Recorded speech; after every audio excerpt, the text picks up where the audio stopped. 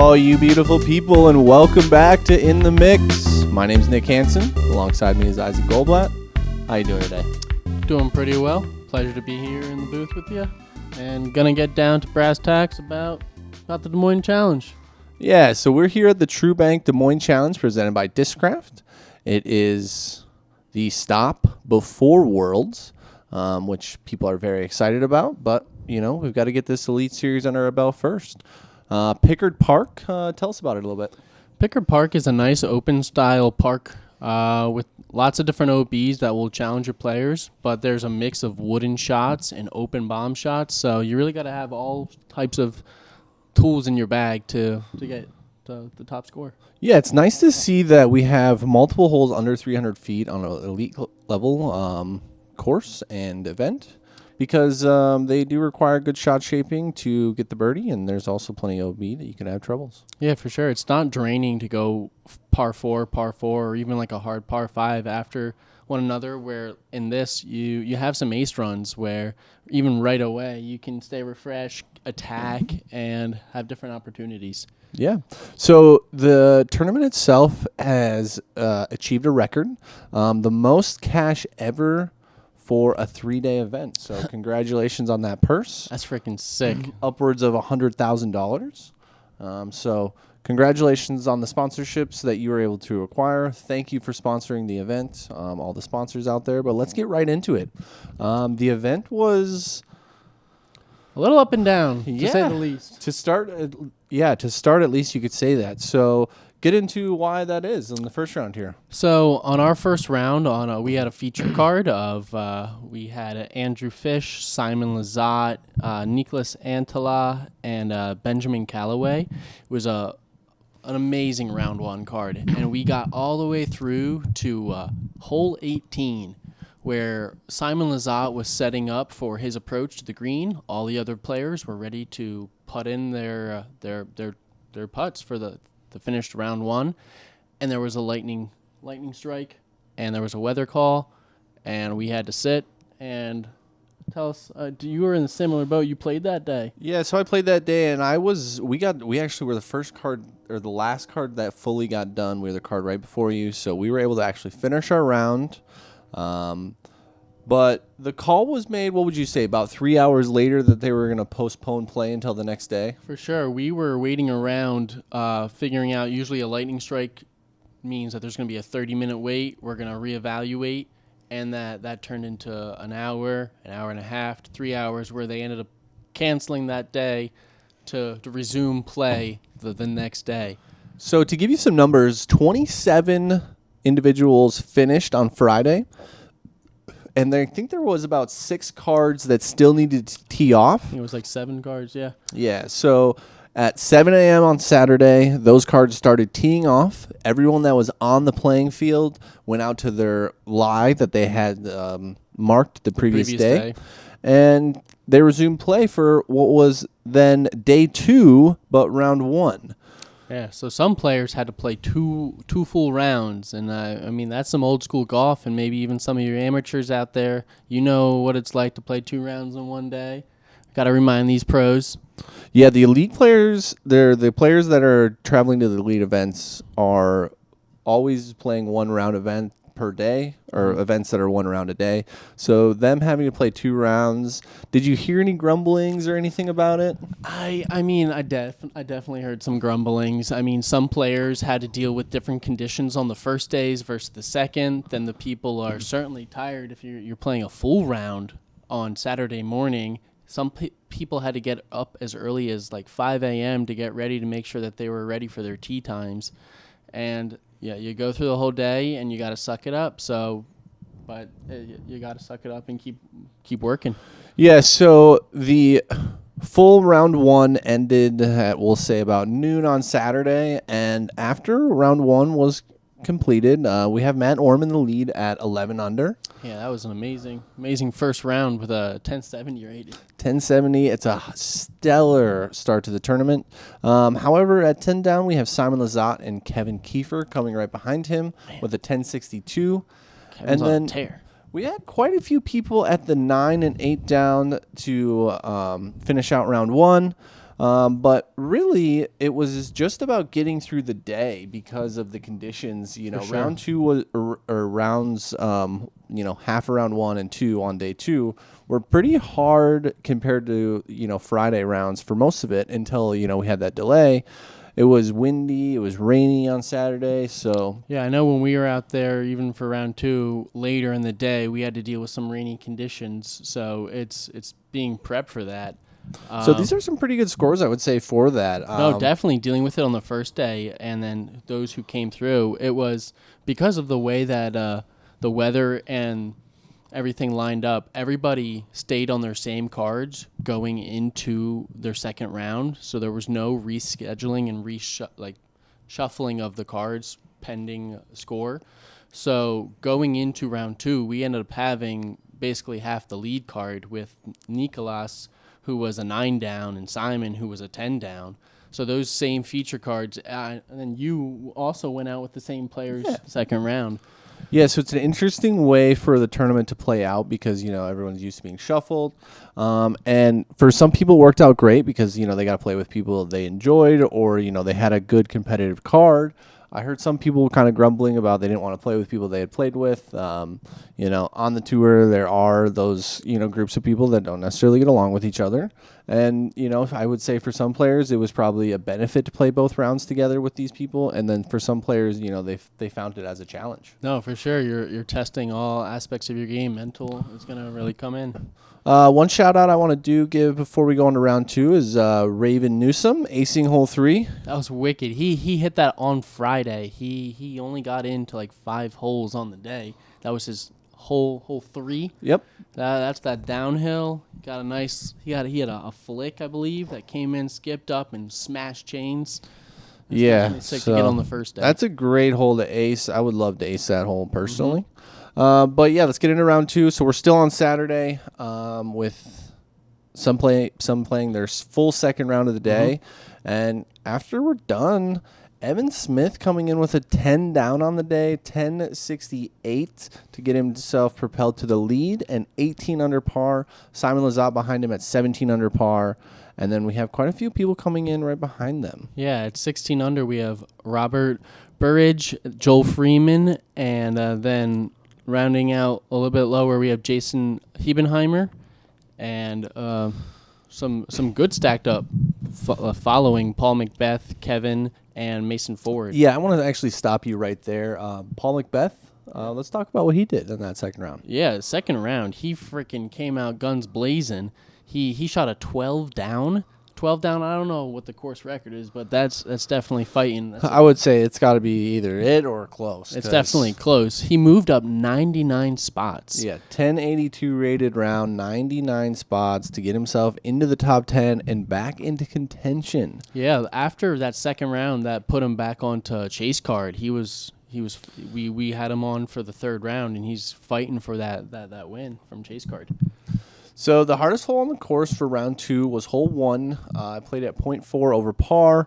There was a strong headwind on the most of the day, as far as I'm aware. So I'm not surprised that one plays as the hardest. Hole 1 has so much of your open shot that you're really trying to put it out there, and if you're gonna push it out there, you're gonna come close to OBs. Yeah, and every single hole at this course has OB on it, whether it's water, painted line, road. Each hole you're gonna have things to avoid. And moving on to the final day, it was very, very eventful. Definitely. It was quite the battle between the top card. We had some pushes from the chase card itself. Yeah, we would have liked to see more from Paul. Paul it just seemed like his putt was a little off that day, but he was still shooting fire. Kevin Jones was making a run. He had some incredible shots on 14. I saw a wicked grenade. But the two that came down to it was Simon and Robert. Yeah, and I watched the playoff personally from just the coverage. So let's get a firsthand experience. How was it out there? Yeah, I was done with my round of the chase card. There was no chase card win this time, but I was able to follow the cards. It became into a whole four hole playoff. We started on hole 1. Both Robert and Simon had great, amazing drives.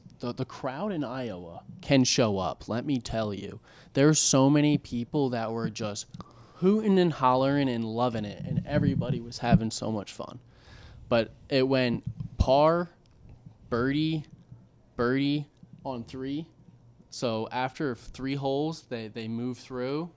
Yeah, but hold up. That putt on hole 3. Hole 3, I was about to get to. I was about to get to that. That he got blocked up. He had a flick that got down, and it hit the trees and ended early. And he was from inside the woods, lofted that out, and just slammed chains. I was behind the catch cam on that position, watching him shoot out. It was dead silent, and then just a roar. Simon was up next, and then he had a bit more of a death putt looking down, but he was much closer. So his putt has been what's been winning. Yeah, his putt has been phenomenal lately, I would say. So goes into a playoff. Simon is able to win on the 4th playoff hole, which is a very difficult hole. It actually played as the hardest hole on the course on day 3. It's a water carry, 480. And he put it just outside the circle on the right-hand side. Yeah, unfortunate if you saw Robert's drive. It came in and hit a stump and bounced back another 20 feet. And from there, he had the decision to run a death putt about, 60 plus, more than that. He decided to lay it up and challenge Simon to make his putt from it wasn't even 30 feet. I think it was outside the circle. It was outside the circle. So about 35 feet or so. I think on coverage they said they thought it was 40, but then he was right outside the circle when he got up to it. Yeah. So congratulations to him. This is his 3rd event that he's won on the Pro Tour this year. That is an incredible feat. I would say he's well on his way to winning Player of the Year at this rate. He's really shown out and come back. He's fighting. He's definitely put in the work to become Player of the Year. Yeah. So I think actually we had a correct prediction then that means from last week. I think that does. I think I am now 1-0. Isaac Goldblatt, your prediction master, it seems like. It's not. Don't call me master yet. Hey. It ain't a streak. Yeah, two where it's lucky. Yeah, 2 where it's lucky. All right, we'll get to there in a later part of the show. One thing I want to shout out though, quick before we head on to the women.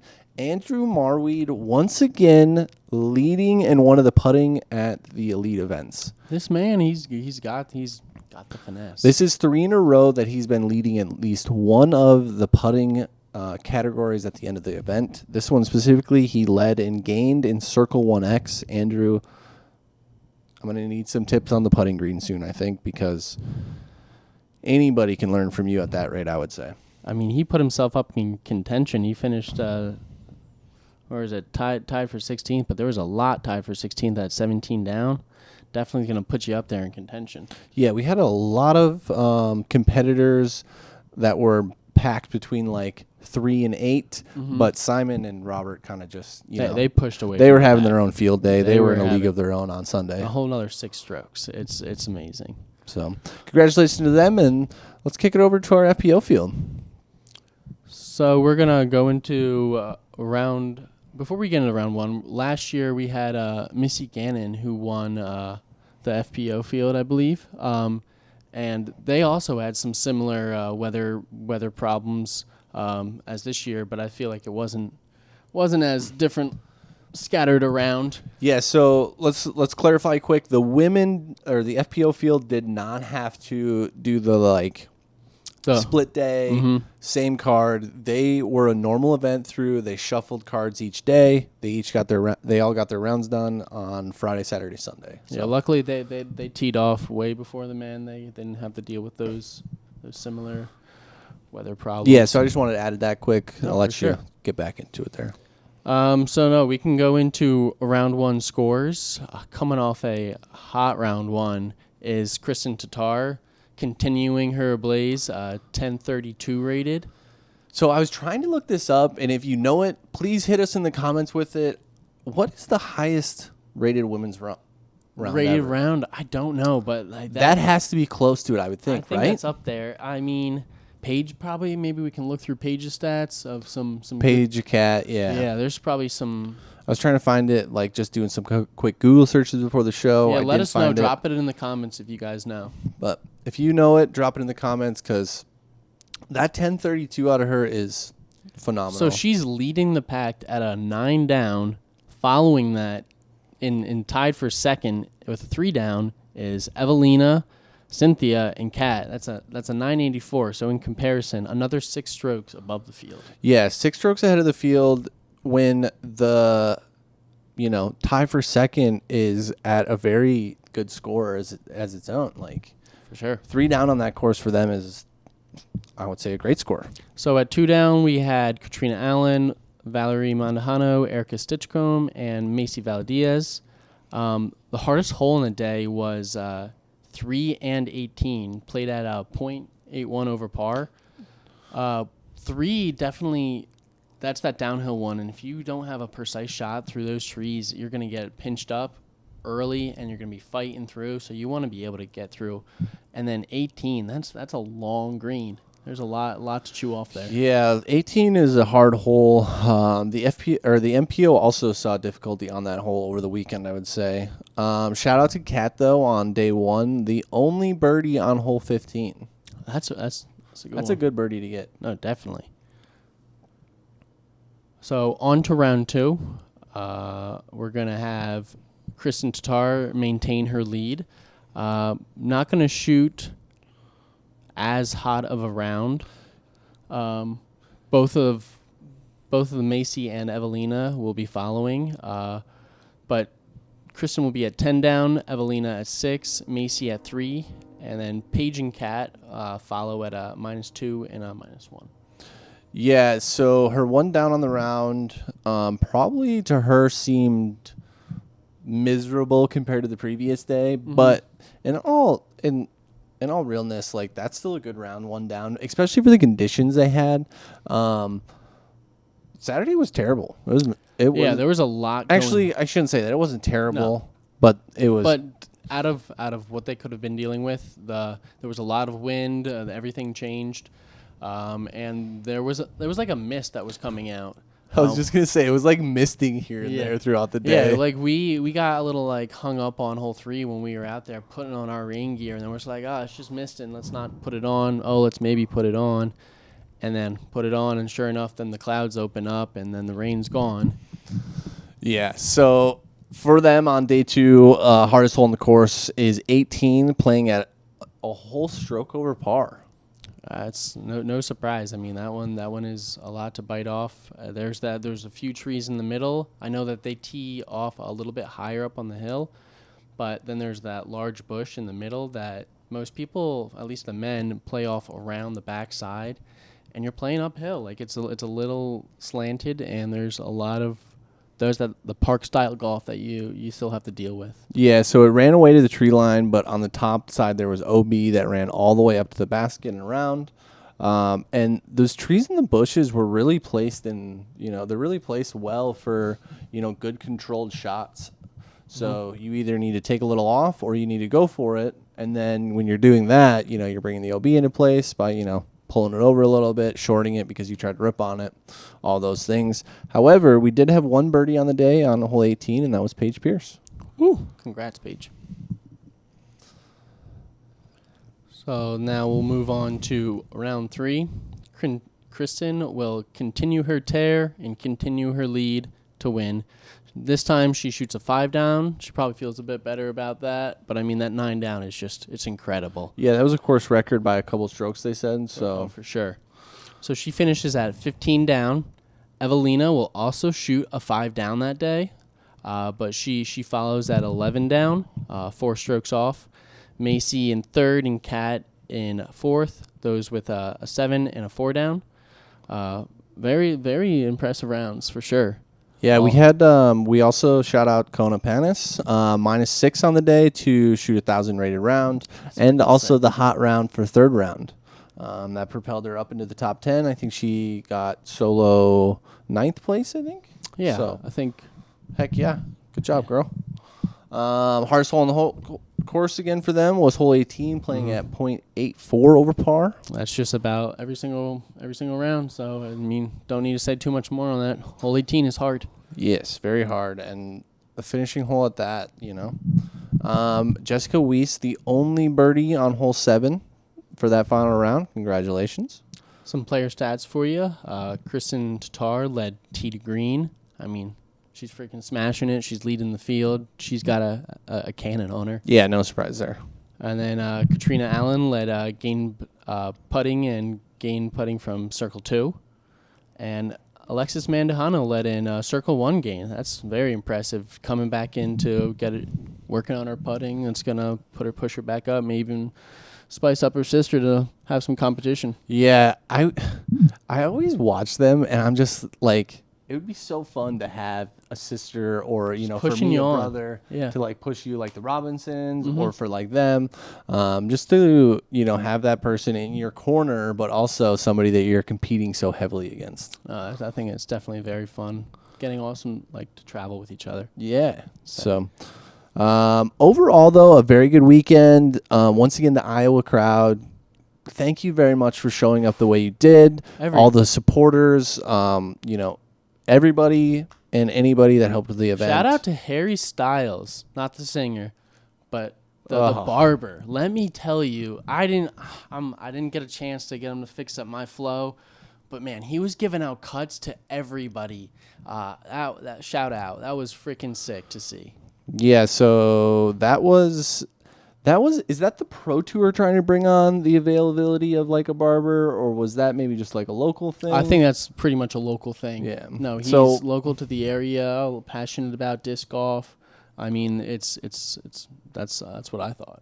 Once again, the Iowa showed up and showed out this weekend. We thank you so much for not only, from a media standpoint, but also the player standpoint, to have those people out there and supporting each and every hole. On hole 5, it was always a riot. They're always cheering for you. They're cheering for you even if you went out of bounds. Yeah, they were just sometimes like, hey, have a good. A little bit much, but no, when they were leaving the greens, that's what I thought was great. Like when the people are leaving from one green to the next, they're like almost saying goodbye. They're just like, yeah, we love you. Yeah, keep on going on.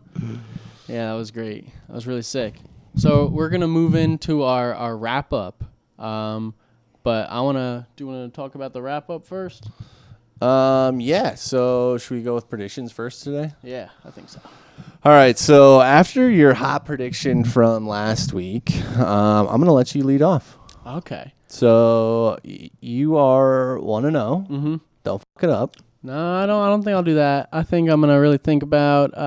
It's a large field. There's a lot of people. Worlds, baby. I don't know. I'll let you think about it. Yeah. For you out there, I have a question for you. In the comments, would you rather take the field, or would you take Paul, Ricky, and Eagle? If you could only pick one side, would you pick those 3, or would you pick the rest of the field to win Worlds next week? Let it know in the comments. In that scenario, I think I was picking the field, but to beat you, there's no way I'm picking the field. There's so many sharpshooters out there. You never know. They'll come out. Some underdogs. You never know. I think. But no. I don't disagree with what you're saying. Yep. But Ricky basically shit the bed last week. Yeah, he's gonna come guns. He's gonna come guns blazing. So he's gonna be on fire. Yep. Paul has been playing well, but hasn't been able to put it together for 3 rounds. Coming second in the Worlds last year, it's gonna really light a fire. And Eagle, all he's been doing is resting, training, and playing with his kendama. He's playing like a true athlete. Let me tell you. So. No, that's He's gonna. I'm taking if we were betting and I get either one of those sides. If you were a betting man, but let's hear what you guys have to say. Yeah, let us know in the comments. Who's your single pick? Rick. Rick, baby, Raptor legs. You already know. All right, I'm going with none other than Eagle McMahon. I think. Yeah, he's he been has training. The ability to, and the way he did what he did at European Open. I mean, he's Show me you can't, and then I'll stop picking him at majors. It's his time. this is time. Step aside, young or old guys. Old guys, nah. All right, but in all seriousness, we hope Everybody, we hope everybody has a time out freaking there. sick time at Worlds. I hope Eagle wins because then I'm gonna be 1-1 and he'll be 1-1 as well. But I'll be 2-0 after Rick freaking slays this. He could, and he just might. So let's get into our favorite segment. Hey, y'all, let's get to Isaac's Weekend Wowzer. And tell us what we got this weekend. This weekend, we got a wowzer for you. Let me tell you, we almost had an ace. Last week, I know, we gave some aces. This week, no. But we have some runs, some ace runs, some chains, some banging. We had Jake Hebenheimer from, what was it, hole 13, 14. Hole 13. 13. If he almost aced hole 14, whew. Yeah, never mind. I don't know how you do that. Greg Barsby roller, maybe? Yeah. Across the bridge, Yeah. up the hill. Just hit a pebble. And, yeah. All right. So You ready for this? I'm ready. I'm ready.